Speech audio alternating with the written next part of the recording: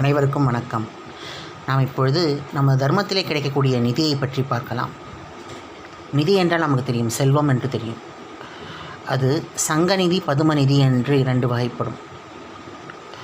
நாம் இருக்கக்கூடிய சத்சங்கத்திலிருந்து நமக்கு கிடைக்கக்கூடிய நிதியானது சங்கநிதியாகும். அது நாம் மிகப்பெரிய குருக்களின் சத்சங்கத்திலே நாம் இருக்கும் பொழுது அந்த நிதி நமக்கு குருவருளால், நம்மை சூழ்ந்திருக்கும் சக மக்களுடைய அருளால் நமக்கு அந்த சங்கநிதி கிடைக்கும். பதுமநிதி என்பது நம் வீட்டிலே நாம் வழிபடக்கூடிய விக்கிரகங்களை பொறுத்து கிடைக்கும். பொதுவாக நமது சமையலறையிலே நாம் அன்னபூர்ணியை நாம் ஆவாகனம் செய்ய வேண்டும், அந்த விக்கிரகத்தை ஆவாகனம் செய்ய வேண்டும். நம்முடைய வரவேற்பறையிலே நாம் கணபதியை ஆவாகனம் செய்ய வேண்டும். நம்முடைய புழக்கடையிலே நாம் நம்முடைய முருகப்பெருமானை ஆவாகனம் செய்ய வேண்டும். படுக்கை அறையிலே காமப்பிரதாயினி ஆகிய காமாட்சி அம்மனை ஆவாகனம் செய்ய வேண்டும். பூஜை அறையிலே இவை எல்லாவற்றுக்கும் தலைமை பீடமாக இருக்கக்கூடிய அம்பாலையோ அல்லது சிவபெருமானையோ அல்லது மகாவிஷ்ணுவையோ மகாலட்சுமியோ ஆவாகனம் செய்ய வேண்டும். பணம் வைக்கும் இடத்திலே மகாலட்சுமியை கண்டிப்பாக ஆவாகனம் செய்ய வேண்டும். குபேரனையும் ஆவாகனம் செய்யணும், லக்ஷ்மி குபேரராக ஆவாகனம் செய்யலாம்.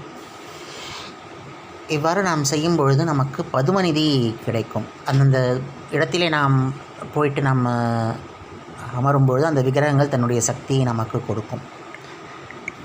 நிரந்தரமாக ஆவாகனம் செய்ய வேண்டும். விக்கிரகங்களை கடையிலே வாங்கி அதை ஆவாகனம் செய்ய வேண்டும். அவற்றுக்கு பூஜை செய்யலாம், அவற்றுக்கு விளக்கேற்றலாம், தூபதீப ஆராதனைகள் காண்பித்து அவற்றை அந்த இடத்திலே வாசம் செய்ய வைக்கலாம். அவ்வாறு நாம் செய்யும் பொழுது நமக்கு பதுமநிதி கிடைக்கும்.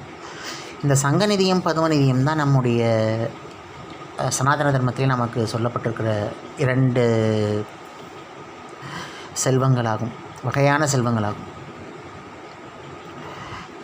சிலர் என்ன செய்வார்கள், வீட்டிற்குள்ளேயே சங்கநிதி பதுமநிதிக்கென்று தனியாக விக்கிரகங்கள் வாங்கி 2ஐயும் வைத்து ஒன்றாக வைத்து வழிபடுவார்கள். அதை கூட செய்யலாம்.